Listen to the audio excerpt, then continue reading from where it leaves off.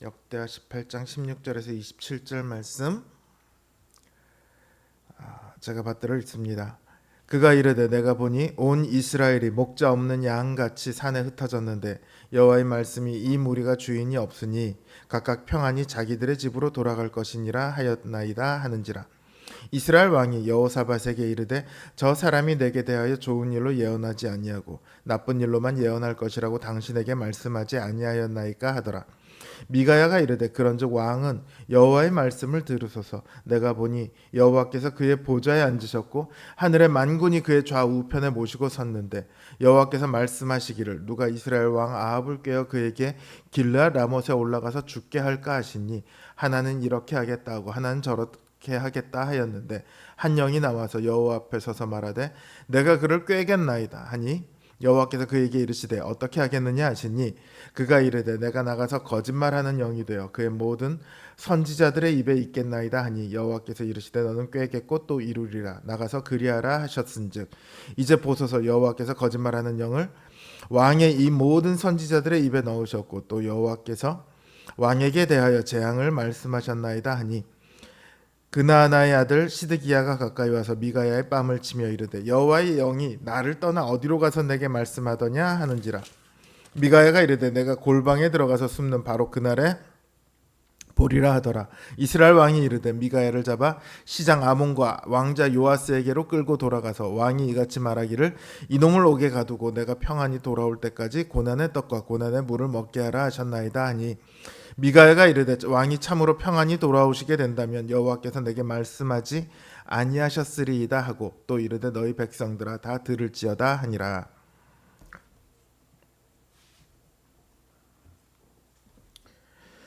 여호사밧과 아합이 길르앗 라못을 치기로 합니다. 그 치기에 앞서서 여호사밧이 선지자를 불러 하나님의 말씀을 듣자고 합니다.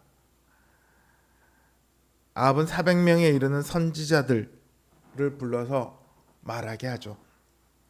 이들은 하나같이 왕이 올라가시기만 하면 길르앗 라못을 이길 것입니다. 하나님께서 길르앗 라못을 왕의 손에 붙이셨습니다. 이렇게 말을 해요. 근데 여호사밧은 이들 외에 또 다른 하나님의 말씀을 듣기를 원합니다. 아합은 그래서 미가야 선지자를 불러요. 사실 아합은 미가야 선지자를 싫어합니다. 늘 듣기 안 좋을 말만 하거든요. 그래도 여호사밧이 원하니까 불러서 예언을 듣습니다. 그러자 미가야 선지자는 이렇게 예언합니다. 온 이스라엘이 목자 없는 양처럼 산에 흩어질 것입니다. 주인이 없으니 각자 평안히 자기 집으로 돌아갈 것입니다. 목자 없는 양이라는 말은요, 백성들이 왕을 잃을 것이라는 말입니다. 왕을 잃고 각자의 집으로 돌아갈 것이라는 거죠. 그런데 그 왕을 잃은 백성들이 집으로 돌아가긴 돌아가는데 평안히라는 말을 거기다 붙입니다. 전쟁에서 져서 왕을 잃었는데 평안히 돌아간다. 참 역설적이지 않습니까? 이 말은 이 전쟁 자체가 이스라엘의 평안을 깨뜨리는 무모한 일이었음을 뜻합니다. 아합은 오히려 이스라엘 백성들의 평안을 위협했고 그 아합 왕이 죽음으로써 백성들은 비로소 평안을 얻게 된다는 엄중한 예언이죠. 이어서 미가야는 하늘 보좌 앞에서 이루어지는 하나님의 어전회의 장면을 묘사합니다. 하나님께서 누가 아합을 꾀어 죽게 할까 하시자 한 영이 나와 말합니다. 제가 거짓말하는 영이 되어 모든 선지자들의 입에 있겠습니다. 하나님께서 너는 그대로 이루리라 나가서 그리하라 하고 허락하세요. 그러면서 여호와께서 거짓말하는 영을 모든 선지자들에게 넣으셨으며 여호와께서는 왕에게 화를 내리실 것입니다 하고 미가야가 말해요. 이 내용에 대해서 우리가 참 확실하게 말할 수는 없습니다. 도대체 이게 무슨 장면이지? 근데 욥기를 보았을 때도요, 거짓말하는 영인 사단이 하나님의 보좌 앞에서 하나님과 대화하는 장면이 나와요. 그러니까 이 거짓말하는 영은 아마도 사단일 것입니다. 사단은 아합을 꾀어서 죽게 만들 거예요.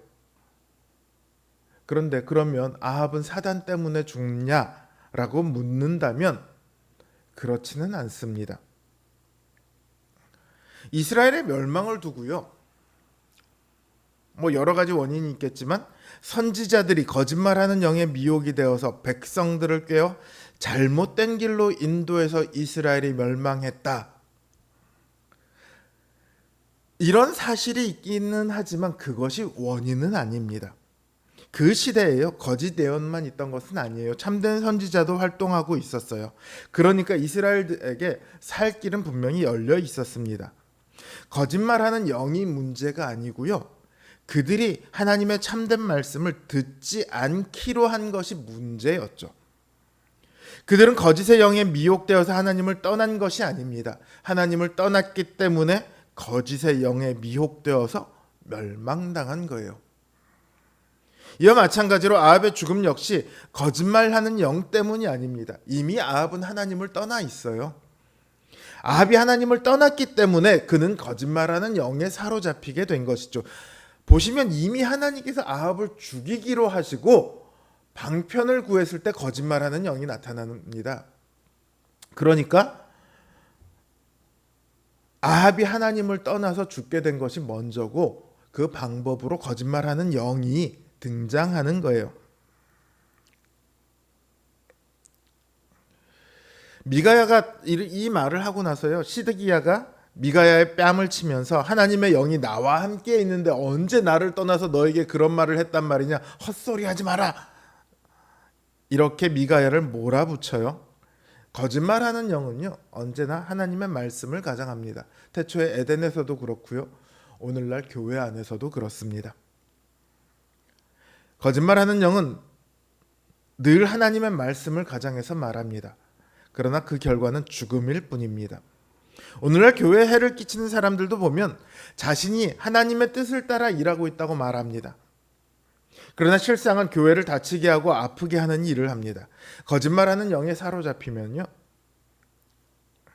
자기도 망하고 남들도 망하게 합니다. 그렇다고 신앙생활을 바르게 하고 있는 성도가 갑자기 거짓말하는 영에 사로잡히는 일은 없습니다. 자신 안에 욕심이 믿음을 이길 때, 자신의 이익이 하나님을 향한 사랑보다 앞설 때, 자신의 생각과 이성을 하나님의 말씀보다 더 신뢰할 때, 바로 그때 거짓말하는 영이 틈을 타고 들어오는 겁니다. 우리 모든 성도들은 영적 싸움을 합니다. 이 싸움은 죽고 사는 것이 달려있는 전쟁입니다. 우리가 하나님을 떠나면 우리는 거짓말하는 영에 사로잡혀 결국은 패배하고 죽음에 이르게 됩니다. 그러니 우리는 하나님을 구해야 합니다. 하나님의 진실된 말씀을 들어야 합니다. 우리의 온 마음과 눈과 귀가 하나님만을 향해야 합니다. 우리의 욕망이 우리를 이기게 내버려둬선 안 됩니다. 세상의 유혹이 우리를 사로잡게 하면 안 됩니다. 거짓말하는 영이 진리인 것처럼 가장하여 우리를 진리에서 멀어지게 하면 안 됩니다. 우리를 위한 참된 진리이시며 능력이신 성령님의 도우심을 구하십시오. 성령님만이 우리를 이 전쟁에서 이기게 하십니다. 우리를 승리하게 하시며 우리를 생명으로 이끄십니다. 성령님의 말씀에 귀를 기울이고 그 인도하심에 순종하여 늘 하나님 안에 거하며 평안을 누리는 우리 성도님들 되시길 주님의 이름으로 기원합니다.